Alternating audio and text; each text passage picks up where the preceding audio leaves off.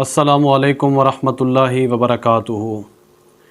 ناظرین کرام، آج ہم گفتگو کریں گے کہ تمام مسلمانوں کی ایک اہم ذمہ داری ہے، لیکن 100 میں سے 90% لوگ اس اہم ذمہ داری سے غفلت میں ہیں، یعنی وہ ذمہ داری نہیں نبھا رہے، اس ذمہ داری کا لوگوں کو احساس ہی نہیں ہے۔ ویڈیو کو مکمل دیکھیے گا، انشاءاللہ یہ گفتگو سن کے ذمہ داری کا احساس بھی ہوگا اور ایمان کو تازگی بھی ملے گی۔ دیکھیں، ابتدائی اسلام میں صحابہ کرام جب نئے اسلام کے اندر داخل ہو رہے تھے، ایک دن کریم آقا صلی اللہ علیہ وآلہ وسلم نے ارشاد فرمایا، مفاتیح الجنہ شہادت اللہ الہ الا اللہ، یعنی کلمہ جنت کی کنجی ہے۔ تو صحابہ کرام رضوان اللہ علیہم اجمعین نے سن لیا کہ کلمہ جنت کی کنجی ہے، خوش ہو گئے اور بغلیں بجانے لگے، کہتے ہیں یا رسول اللہ آپ نے تو ہمیں ہلکا کر دیا۔ وہ کیسے؟ کہتے ہیں یا رسول اللہ اب نہ نمازوں کی ضرورت رہی، نہ حج کی، نہ زکوٰۃ کی، کلمہ تو ہم پڑھتے ہیں اور آپ نے فرمایا ہے کہ کلمہ جنت کی چابی ہے، کنجی ہے، اب تو بس قیامت قائم ہونے کی دیر ہے، کنجی ہمارے پاس ہے، ہم لگائیں گے، تالے کھل جائیں گے، ہم چھلانگے لگا کے جنت میں چلے جائیں گے۔ حضور علیہ السلام نے دیکھا انہوں نے بات کو غلط سمجھا ہے، تو سنو پھر کس طرح میرے مصطفیٰ کریم صلی اللہ علیہ وآلہ وسلم نے تنبیہ فرمائی۔ فرمایا علیس للاسنان مفتاح، حدیث رسول کے لفظ ہیں، میرے آقا نے فرمایا جو چابی ہوتی ہے، کنجی ہوتی ہے، کیا اس کے دندانے نہیں ہوتے؟ عرض کی یا رسول اللہ وہ تو ہوتے ہیں۔ حضور نے فرمایا اگر وہ ٹیڑھے ہوں یا اس چابی کے دندانے نہ ہوں تو بتاؤ تالا کھلتا ہے؟ عرض کی یا رسول اللہ پھر تالا تو نہیں کھلتا۔ تو حضور نے فرمایا کلمہ جنت کی چابی ہے، کلمہ جنت کی کنجی ہے، لیکن نماز، روزہ، حج، زکوٰۃ اس چابی کے دندانے ہیں۔ اگر ان کی پابندی نہیں کی ہوگی، ان کو اپنے اوپر لازم نہیں کیا ہوگا تو پھر جنت کے دروازے نہیں کھل سکتے۔ تو اس طرح میرے کریم آقا صلی اللہ علیہ وآلہ وسلم نے صحابہ کرام کی اصلاح فرمائی۔ آج ہمیں اسی اصلاح کی ضرورت ہے، ہمیں اپنی اس ذمہ داری کو سمجھنا چاہیے۔ ہم تو غافل ہیں، ہمیں تو پتہ ہی نہیں ہے کہ ہمارے اوپر کیا ذمہ داری ہے، ہم نے کیا کرنا ہے۔ رب نے ہمیں اس دنیا میں جو بھیجا ہے کس مقصد کے لیے بھیجا ہے؟ ہم تو یہی سمجھتے ہیں کہ دنیا میں آئے، بڑی نوکری مل گئی، بڑا پیسہ مل گیا، بینک بیلنس بن گیا، کوٹھی مکان بنگلے اور گاڑیاں بن گئیں تو ہم کہتے ہیں ہم کامیاب ہو گئے۔ کامیابی یہ نہیں ہے۔ اللہ نے اس دنیا میں بھیجنے کا جو مقصد تھا اسے واضح فرما دیا۔ تو ناظرین کرام، جب اللہ تبارک و تعالیٰ نے اپنے محبوب صلی اللہ علیہ وآلہ وسلم کو معراج کا شرف عطا کیا، حضور کو معراج کروائی، آقا علیہ السلام جب معراج کے لیے تشریف لے گئے، پہلے آسمان پہ پہنچے تو پہلے آسمان پہ حضور علیہ السلام کی حضرت آدم علیہ السلام سے ملاقات ہوئی۔ پھر دوسرے آسمان پہ تشریف لے گئے تو دوسرے آسمان پہ حضرت یحییٰ اور حضرت عیسیٰ علیہ السلام سے آپ صلی اللہ علیہ وآلہ وسلم کی ملاقات ہوئی۔ پھر تیسرے آسمان پہ حضرت یوسف علیہ السلام سے ملاقات ہوئی۔ پھر چوتھے آسمان پہ حضرت ادریس علیہ السلام سے ملاقات ہوئی۔ پانچویں آسمان پہ حضرت ہارون علیہ السلام سے ملاقات ہوئی۔ چھٹے آسمان پہ حضرت موسیٰ علیہ السلام سے ملاقات ہوئی، اور ساتویں آسمان پہ حضرت ابراہیم علیہ السلام سے ملاقات ہوئی۔ جب میرے مصطفیٰ کریم 7ویں آسمان سے آگے بڑھنے لگے تو حضرت جبرائیل علیہ السلام کہتے ہیں یا رسول اللہ میری حد ختم ہو گئی ہے، میں یہاں سے آگے نہیں بڑھ سکتا، اگر یہاں سے میں نے ایک قدم بھی آگے رکھا تو میرے پر جل کے راکھ ہو جائیں گے۔ تو یہاں پہ سوال یہ ہوتا ہے، جب جبرائیل علیہ السلام کی طاقت ختم ہو جاتی ہے، حضور نے آگے بھی سفر کیا، تو اگلا سفر حضور علیہ السلام نے کس شے پہ طے کیا؟ سوال یہ ہے۔ تو حضرت شیخ سعدی رحمۃ اللہ تعالی علیہ فرماتے ہیں میں بتاتا ہوں اگلا سفر حضور نے کس شے پہ طے کیا۔ فرماتے ہیں جب ملائکہ کی طاقت ختم ہو جاتی ہے، براق کی طاقت ختم ہو جاتی ہے، جبرائیل علیہ السلام کی طاقت جواب دے جاتی ہے، فرماتے ہیں بلغ العلا بکمالہ، وہاں سے میرے مصطفیٰ کریم صلی اللہ علیہ وآلہ وسلم کی اپنی طاقت شروع ہو جاتی ہے۔ تو حضور صلی اللہ علیہ وآلہ وسلم نے رب سے ملاقات کرنی تھی۔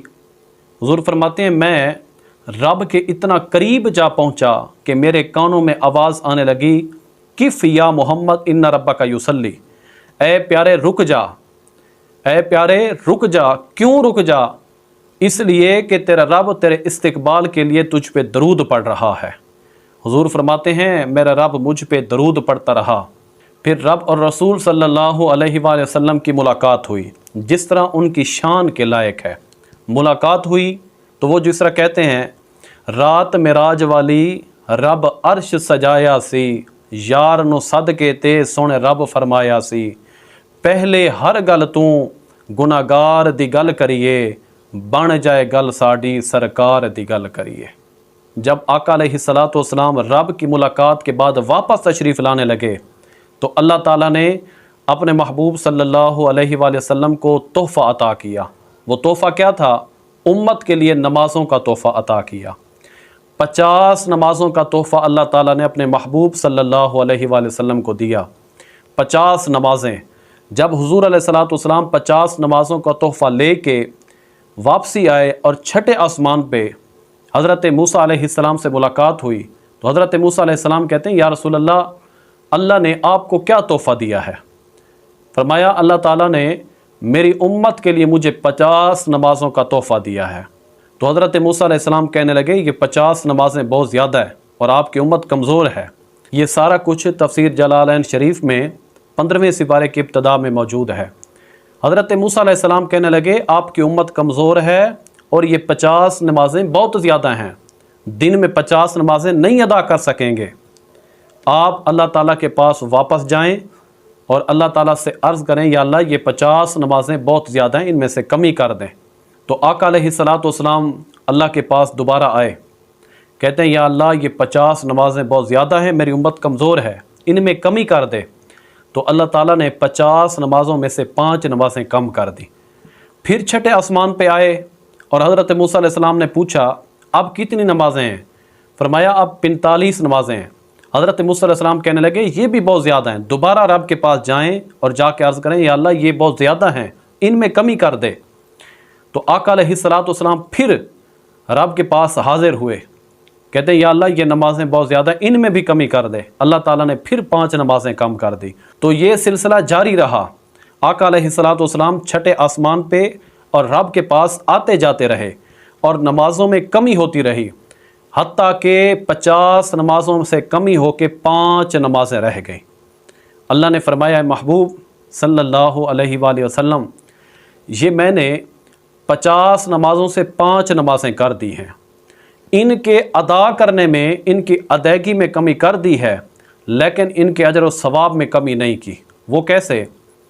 رب نے فرمایا محبوب صلی اللہ علیہ وآلہ وسلم جب آپ کا امتی، جب میرا کوئی بندہ دن میں ایک نماز ادا کرے گا خشوع و خضوع کے ساتھ، اطمینان کے ساتھ، حضوری قلب کے ساتھ، اور جس طرح نماز کا حسن ہے اس کے حسن کے ساتھ، جس طرح نماز ادا کرنے کا حق ہے، حق ادا کرے گا، ایک نماز ادا کرے گا تو میں اس کو ایک کے بدلے 10 نمازوں کا ثواب عطا کروں گا۔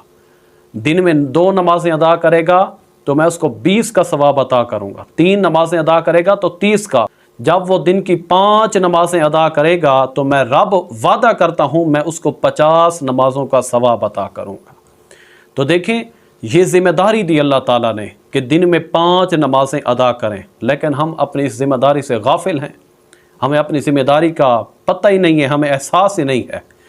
اللہ نے اپنے محبوب صلی اللہ علیہ وآلہ وسلم کو معراج کا شرف عطا کیا۔ جب امتی کی بات آئی، الصلاۃ معراج المؤمنین، نماز مومن کی معراج ہے، نماز مومن کی معراج ہے۔ جب بندہ اس بات کو سمجھے، غور و فکر کرے، بہت بڑی بات ہے کہ نماز مومن کی معراج ہے، اور یہ ذمہ داری ہے، یہ فرض ہے ہمارے ذمہ۔ اور حضور علیہ الصلوۃ والسلام نے فرمایا قرۃ عینی فی الصلاۃ، نماز میری آنکھوں کی ٹھنڈک ہے، یعنی نماز سے حضور علیہ الصلوۃ والسلام کی آنکھیں ٹھنڈی ہوتی ہیں۔ تو جس نے آقا علیہ الصلوۃ والسلام کی آنکھیں ٹھنڈی کی، قبر میں بھی اسی کو حضور کی پہچان نصیب ہوگی، محشر کے دن بھی میرے آقا علیہ الصلوۃ والسلام اس کی شفاعت کریں گے، اس کی سفارش کریں گے۔ دیکھیں مر کے جب بندہ قبر میں جاتا ہے، حدیث مشہور ہے کہ فرشتے اس سے 3 سوال کرتے ہیں، مر ربک، ما دینک، ما کنت تقول فی حق ھذا الرجل۔ سب سے پہلے وہ پوچھتے ہیں کہ تیرا رب کون ہے، دوسرے نمبر پہ فرشتے پوچھتے ہیں کہ تیرا دین کیا ہے، کون سا دین ہے، और तीसरे नंबर पे आका अलैहिस्सलातु वस्सलाम के बारे में वो पूछते हैं कि इस हस्ती के बारे में, इस ज़ात के बारे में तू क्या जानता है। तो अगर उस बंदे ने इस दुनिया में रह के दिन की 5 नमाजें अदा करके हुजूर की आंखें ठंडी की होगी, क्योंकि हुजूर ने फरमाया कुर्रतु ऐनी फिस्सलाह, जिसने हुजूर की आंखें ठंडी की होगी, जिसने आका अलैहिस्सलातु वस्सलाम की लाई हुई शरीयत, लाई हुई तालीम के मुताबिक अपनी ज़िंदगी को बसर किया होगा, अपनी ज़िंदगी को ढाला होगा, रब और रसूल सल्लल्लाहु अलैहि वसल्लम के अहकाम फरामीन की पैरवी की होगी, इत्तिबा की होगी, उसी को कब्र में हुजूर सल्लल्लाहु अलैहि वसल्लम की पहचान नसीब होगी। जब पहचान नसीब हो जाएगी, कामयाब हो जाएगा, अब अल्लाह फ़रिश्तों को हुक्म देगा, फ़रिश्तों इसके अब नौकर बन जाओ। पहले आए थे इम्तिहान लेने वाले बन के, मुम्तहिन बन के, और डरावनी शक्ल में आए थे, आंखें उनकी नीली थी, बाल उनके सियाह थे। अब बंदा कामयाब हो गया, हुजूर को उसने पहचान लिया, तो अल्लाह फरमाएगा अब इसके नौकर बन जाओ। फ़रिश्ते अर्ज़ करेंगे या अल्लाह हम इसके नौकर बन गए, अब इसके लिए क्या करना है। अल्लाह फरमाएगा फ़अफ़रिशूहु मिनल जन्नह, हदीस रसूल के लफ्ज़ हैं, व अलबिसूहु मिनल जन्नह वफ़्तहू लहू बाबा मिनल जन्नह, जन्नती बिस्तर इसके लिए लगा दो और जन्नती लिबास इसको पहना दो और जन्नत की खिड़कियाँ इसके लिए खोल दो, ताकि ये जन्नत की ताज़ा और ठंडी हवाएं लेता रहे। तो नाज़रीन कराम, ये उसके लिए होगा जिसने दुनिया में रह के अपनी ज़िम्मेदारी का एहसास किया होगा, फ़र्ज़ अदा किया होगा और हुज़ूर अलैहिस्सलातु वस्सलाम की आंखें ठंडी की होगी। यह सब उसके लिए होगा। तो नाज़रीन कराम देखें, नमाज फ़र्ज़ ऐन है हर मुसलमान पे, हर मुसलमान पे नमाज फ़र्ज़ है। जिसने नमाज़ों की अदायगी की, नमाज़ें पढ़ी, उसके लिए इनामात हैं, उसके लिए अजर व सवाब है रब की तरफ से। और जिसने नमाज़ों को छोड़ा, अपनी ज़िम्मेदारी का एहसास न किया, अपना फ़र्ज़ न अदा किया, तो उसके लिए वाइदात भी हैं। रोज़े महशर की जान गुदाज बवद, अव्वलीन पुरसे नमाज बवद, क़यामत के दिन जब जान पिघल रही होगी। ये तो आपने सुना होगा उलमा से कि क़यामत का दिन होगा और सूरज सवा नेज़े पे होगा। तो क़यामत के दिन जब जान पिघल रही होगी, सबसे पहला जो सवाल होगा वो नमाज का होगा। सबसे पहले नमाज के बारे में पूछ गूछ होगी। और ये भी साथ फरमाया गया है, मन तरकस सलात मुतअम्मिदन फ़क़द कफ़र, जिसने बग़ैर शरई उज़्र के जानबूझ के नमाज छोड़ी तो गोया उसने कुफ़र किया। एक बुज़ुर्ग थे, वो किसी चौक में बैठे हुए थे और लोग गुज़र रहे थे, बड़ी बड़ी अमीरज़ादियाँ गाड़ियों पे, लैंड क्रूज़र पे गुज़र रही थी। तो उधर अज़ान हो रही थी, न सर पे दुपट्टे थे, न किसी को खुदा याद, न रसूल याद। वो बुज़ुर्ग उन सब की तरफ देखते थे तो रोते थे। तो किसी ने पूछा, बुज़ुर्गों आप क्यों रो रहे हैं? तो फरमाने लगे, जिसके ये मुजरिम हैं वो इनको माफ़ करना चाहता है, ये माफ़ी मांगना नहीं चाहते। उसकी तरफ से बुलावा आ रहा है, आ जाओ नमाज की तरफ, आ जाओ कामयाबी की तरफ, ये माफ़ी मांगना नहीं चाहते। उसकी रहमत तवज्जो कर रही है ज़मीन की तरफ कि बंदे झुक जाएं और मैं माफ़ कर दूं, ये माफ़ी मांगना नहीं चाहते। तो फिर उसी बुज़ुर्ग को अगले दिन किसी ने कब्रिस्तान में देखा, कब्रिस्तान में बैठा है, रो रहा है। तो फिर उसने पूछा, बुज़ुर्गों आप अजीब आदमी हैं, आप आबादी में भी रोते हैं, वीराने में भी रोते हैं, कल वहाँ रो रहे थे और आज यहाँ रो रहे हैं, आज क्यों रो रहे हैं? तो वो बुज़ुर्ग फरमाने लगे, आज ये रब से माफ़ी मांग रहे हैं, वो माफ़ नहीं कर रहा। आज बिच्छू डस रहे हैं, आग लगी है जिस्मों को, कहते हैं मौला माफ़ कर दे, वो कहते हैं नहीं माफ़ करता। मिंबरों पे अपने बंदे बिठाए थे, जो तुम्हें पैगाम देते थे वहाँ जाने से पहले जाग जाओ, वहाँ जाने से पहले सुधर जाओ, अपनी ज़िंदगियाँ बदलो, अपना सीरत व किरदार बदलो, लेकिन तुम टस से मस नहीं होते थे। अब वो वक्त गुज़र गया है, अब सिर्फ रोना रह गया है। तो इसलिए नाज़रीन कराम, मौला कायनात शेर खुदा हज़रत अली करमल्लाहु वजहुल करीम फरमाते हैं, ये दुनिया वाले सो रहे हैं, जब मरेंगे तब जाग जाएंगे। इन्होंने गफलत की चादर ओढ़ी हुई है।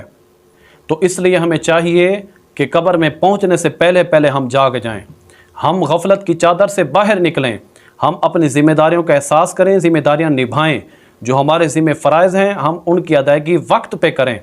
आज रब ने हमें सेहत दी है, मोहलत दी है और रब ने हमें वक्त भी दिया है। तो इसलिए आज ले उनकी पनाह, आज मदद मांग उनसे, फिर न मानेंगे क़यामत में अगर मान गया। नाज़रीन कराम, अगर ये वीडियो आपको अच्छी लगी हो तो इसे लाइक, शेयर और चैनल को भी सब्सक्राइब करें, ताकि अगले आने वाली नई वीडियोस आप तक बर वक्त पहुँच सके। अल्लाह ताला आपको सलामत रखे। जज़ाकुमुल्लाहु तआला फ़िद्दारैन।